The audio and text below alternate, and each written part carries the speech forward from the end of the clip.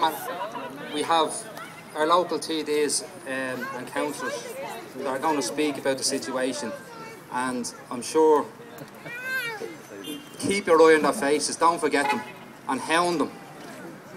That's what they're there for. They're there to serve us, don't forget that. But in saying that, we really appreciate what they've done for so far and turning up today to speak to us. So, I'd firstly like to call the local Sinn Féin councillor, Micheál McDonough.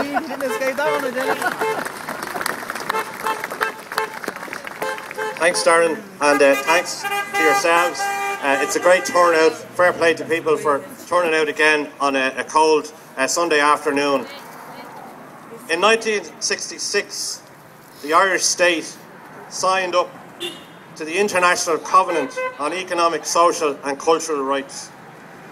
And that covenant described the right to housing as the right to live in security, peace and dignity. And it includes adequate privacy, adequate space, adequate security, adequate lighting and ventilation, adequate basic infrastructure, and adequate location with regard to work and basic facilities, all at a reasonable cost. 1966, the state signed up to that. In every case, in every clause, you, the people, the residents, family and friends associated with Priory Hall, your rights have been denied on that basis, and it's a disgrace, and that's why we're here today.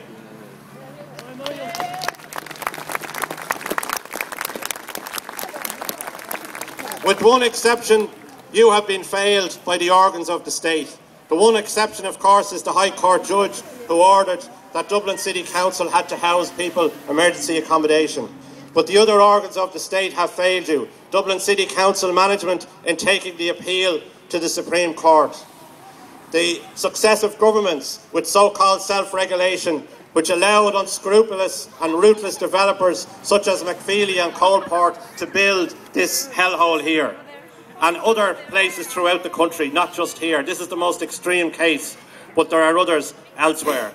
And this is the reason I am convinced that Minister Phil Hogan is behind and determined behind the appeal by Dublin City Council management against the judgment, because they are afraid to set a precedent that local authorities will have to step up to the mark and fulfil their responsibility as housing authorities when people are in emergency situations like this. So that's another failure on the part of the state. But we must continue to campaign, we must continue to press for a resolution of this. The banks must step up to the mark, and of course the Minister must step up to the mark. The Minister has now repeatedly used the excuse, Minister Phil Hogan, of the court case to refuse to meet the residents of Priory Hall. As somebody said, if this was in his own constituency of Carlow Kilkenny, he would have met the residents in the first week. I don't want to detain you, there are a number of speakers. I just want to commend yourselves for coming out today, and above all, I want to commend the group of people who came together in this emergency situation over the last couple of years, but especially since the start of last winter. The Residents Committee, a small group of mostly young people with no experience of campaigning, no experience of politics or anything like that, but people who stood together as a community and who gave leadership to your community. So I commend the Residents Committee. We'll stand with them and we will overcome.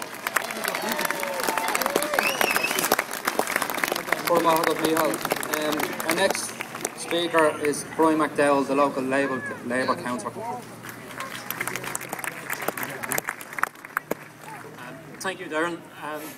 I can remember nearly 4 months ago walking into the High Court on a Friday morning with Sinead and Ursula and listening to the Chief Fire Officer of Dublin City Council condemning Priory Hall.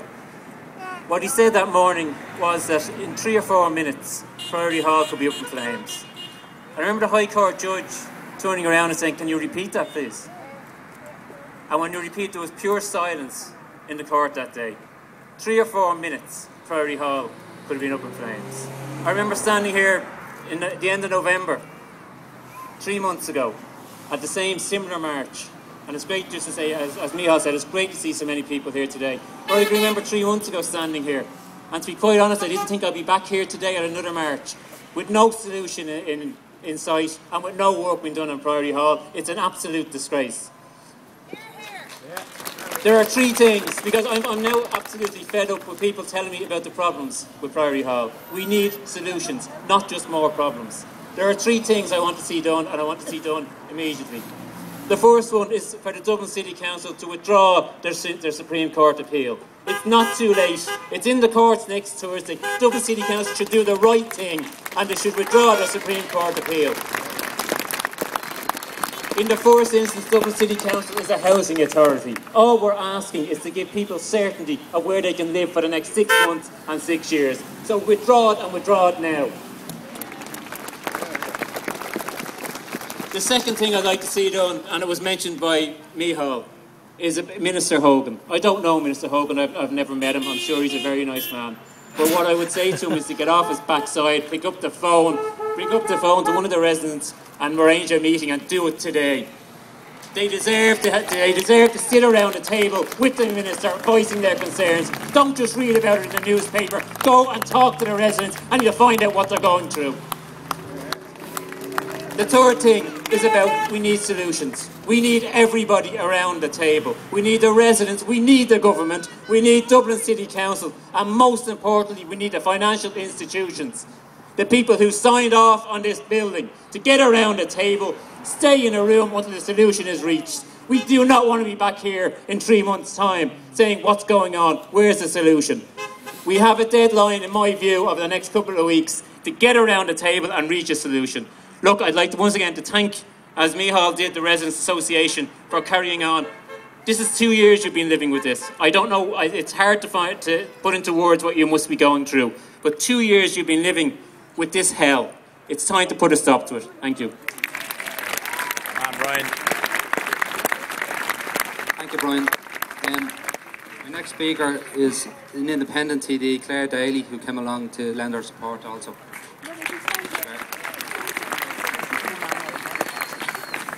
Thanks very much. And given that the clouds have descended now that we've come outside Priory Hall, the sun was shining down the road. The minute we got here, the sky seemed to get a bit grey. I wonder why. But I won't delay people. I think in some ways today really represents the best of days and the worst of days. The worst of days that mothers, fathers, grandfathers, children have to leave their homes, to come out on the street, to demand justice, to demand an end to a forced eviction for massively overpriced housing that ye are the victims of. That in and of itself is an absolute scandal. But it is the best of days that so many people have come out in such dignity and such a show of strength to say that you will not be walked on, you will not go home until you have a decent home to go to, and you'll stay on the streets and stay campaigning until justice is won on this issue. And that, to be honest, is the way in which this issue will be resolved.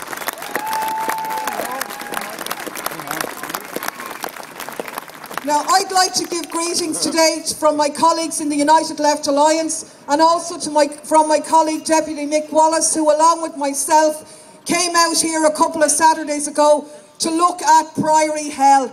And I can honestly say, although I had heard the stories and expected the worst, that nothing prepared me for the hell that we experienced when we went there that morning. And I have no doubt that when the history books are written, Priory Hall will be synonymous with gangsterism, with corruption, with interference in the planning process, stood over and protected by successive governments, and you are the victims of that. There are many people responsible for the debacle behind us. The primary person responsible, undoubtedly, is McFeely and his henchmen. There is no doubt about that. But he could not have got away with what he got away with without the idleness of Dublin City Council and without the connivance of self-certification, which allowed builders cream multi-million profits off the back of people for overpriced housing, which will not even stand the test of time. They are all responsible. The banks that are still bleeding ye dry for mortgages in home can't live in. They are responsible. They didn't carry out the checks. But what these people are doing is that they're all hiding behind each other. Everyone is blaming everybody else. Well, the responsibility is equal, and who can sort that out? And we would have to say that Big Phil and the government are in the primary position to sort this issue out. They say it's not their fault. They weren't in government. That may be true for some of the years. They're not personally responsible, but they're responsible because they're in the driving seat. They can pull together these organisations, knock heads together and get justice. Now, it's not up for me to say what the solution is, but given that I've been out there, have looked at it with professional people, I believe that this place has to be pulled down. Absolutely pulled down. It's unrealistic to expect people to go back there. So therefore, what's the solution? And the solution put forward by the residents, that there are many homes lying empty, owned by the taxpayer in Nama, that if you sat down and discussed it, the idea of the banks being involved and mortgages being transferred, all of these issues are practical issues which can be addressed if the will is there to do so. Now, I have to be honest that the will that the Minister has displayed has not been very forthcoming over the past period. He has not come up to the mark.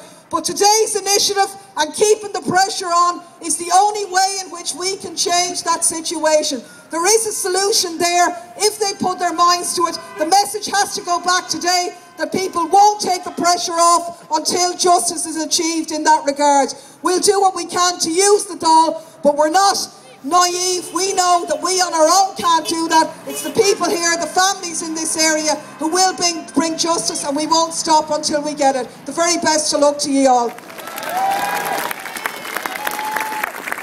Thank you very much, Claire. Our next speaker is the local Fine Gael TD, Terence Flanagan.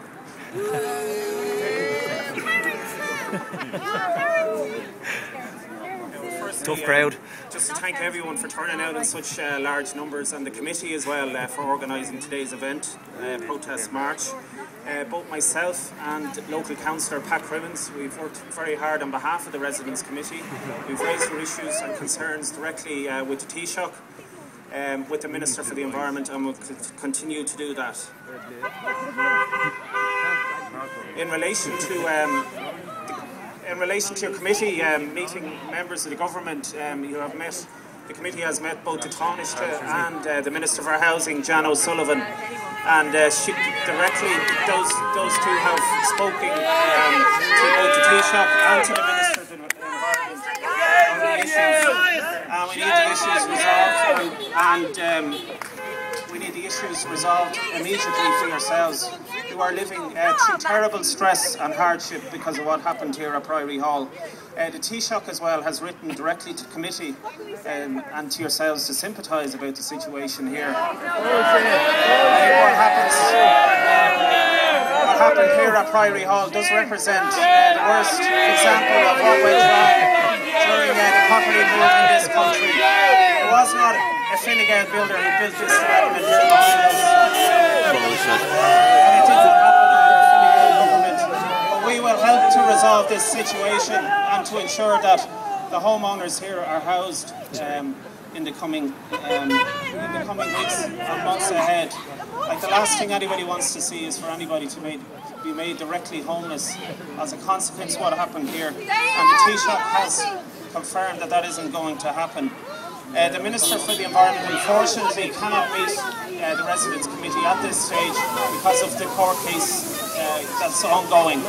Once that is resolved, once the court case is resolved, he will certainly be in a position to meet the Residents Committee at that stage. But just to say that there are ongoing intensive negotiations between all the relevant parties to try and have this issue resolved. And it will be resolved, I think, to everybody's satisfaction. I think the key message is